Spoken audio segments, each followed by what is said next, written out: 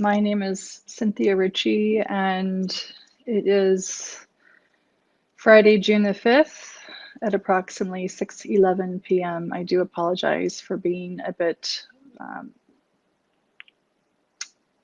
again, good evening, everyone. It's my apologies for running just a little bit late and having a few minor technical difficulties. Friday, June the 5th at approximately 6:12 p.m. Pakistan Standard Time. It has been quite an interesting past several days for me, and I want to share with you, I want you to hear from my voice exactly what has been taking place.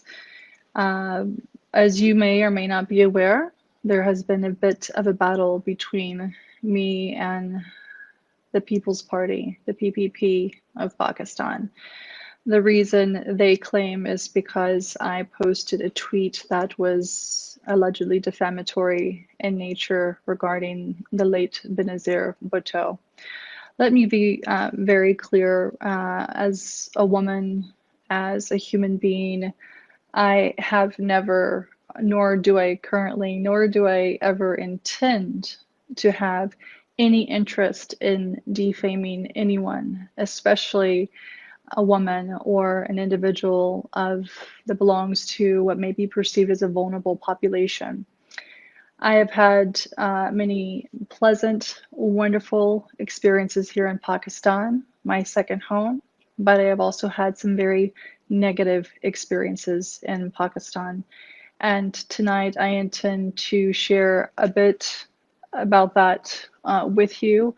I will reserve some of the more graphic details because I do understand that a lot of my viewers may be underage. So I would encourage anyone under the age of 18 or any adults to not allow children to listen to this particular transmission because I will be including information of a more sensitive nature.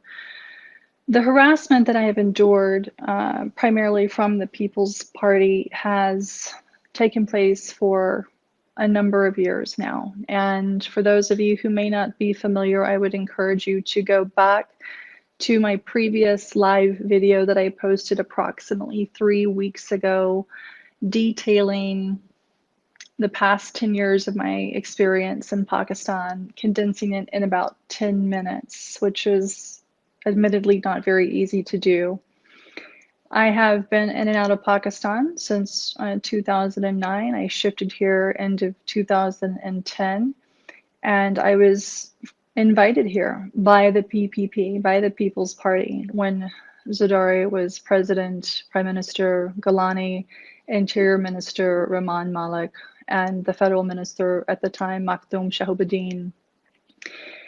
Initially, things were quite pleasant. I was very well facilitated. I had no idea of the political battle that was taking place or had been taking place between Pakistan Tehreek-e-Insaf, PPP, PMLN, etc.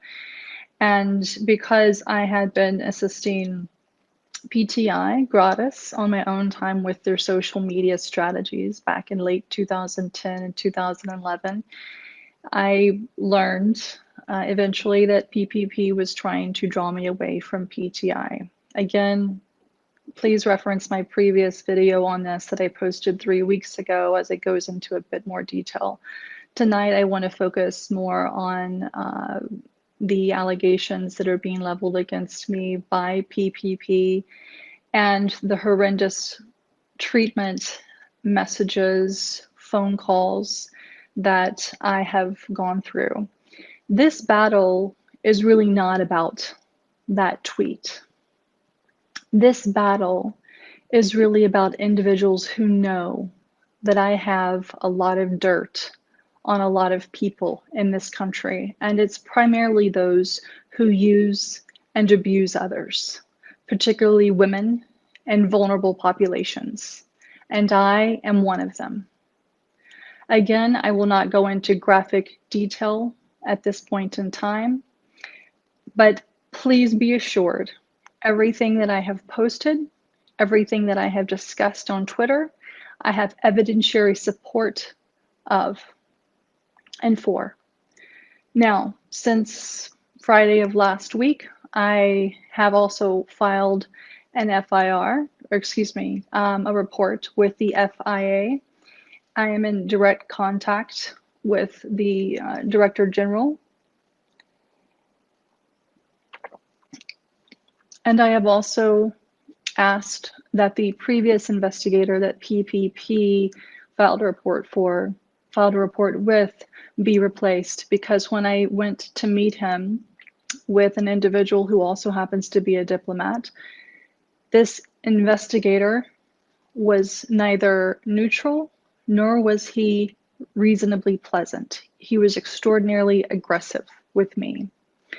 So I need for you all to know that I have, in all confidence and in good faith, done my duty as a resident here in Pakistan by following the letter of the law. I will also share with you, as many of you already know on Twitter, I have received countless threats against my life, rape threats, claims that PPP has my father. I have had diplomats listen to several of the most inhumane calls one could ever receive. We have numerous voice recordings, text messages, screenshots, including from those who claim to be PPP supporters from the Kingdom of Saudi Arabia and the United Arab Emirates. And at this point in time, I do wish to express my gratitude to the government of the Kingdom of Saudi Arabia, as well as the UAE, for handling the individuals who have been harassing me from those locations using those numbers in a very timely and efficient manner. I will, at a point in time of my choosing, go into more detail with the media as it relates to who I am. PPP is trying to stir up a lot of controversy, including the former Senator Ms. Sahar, if I'm pronouncing her name correctly. She wrote an open letter to the DGISI, the Foreign Office, etc., which was on apparently stationery that she should not be using. But interestingly enough, all of these individuals who are making or leveling allegations against me have blocked me and refused to engage in conversation with me. If you had nothing to hide, why are you blocking me? Why are these men who claim to be part of the most democratic and forward-thinking party in Pakistan sending me rape messages, dick pictures, ejaculation pictures? Why are these men threatening to rape me? Why are they asking for my location? I'll tell you why. Because in 2011, I was raped by the former Interior Minister, Rehman Malik. That's right. I'll say it again. I was raped by the then Interior Minister, Rehman Malik. I was physically manhandled by the Federal Health Minister, Makhdoom Shahbadin, and the Prime Minister, Yusuf Gilani, while he was staying at the President's house. I will be happy to go into more detail with the appropriate, neutral, investigative journalists. I have already shared this story with a handful of people whom I trust in case, God forbid, something happens. But I want the world to know. For all the young girls out there, for all the women who have been harassed, assaulted by men, for all the boys who have been harassed or assaulted, for those members belonging to the third gender who have been forced into a lifestyle that they don't want, who have been harassed, who have been raped. This is for you. For those who I've met who have not had the privilege that I have, who don't have the voice that I have, this is for you. I will no longer tolerate anyone who touches me inappropriately, who stares at me in a grotesque manner, and if I ever see another man harming or insulting a vulnerable person again, especially in this country, I assure you, I will do everything in my power to make sure you receive the full justice that you deserve. And so now I'm ready. PPP, you have attacked me for too long.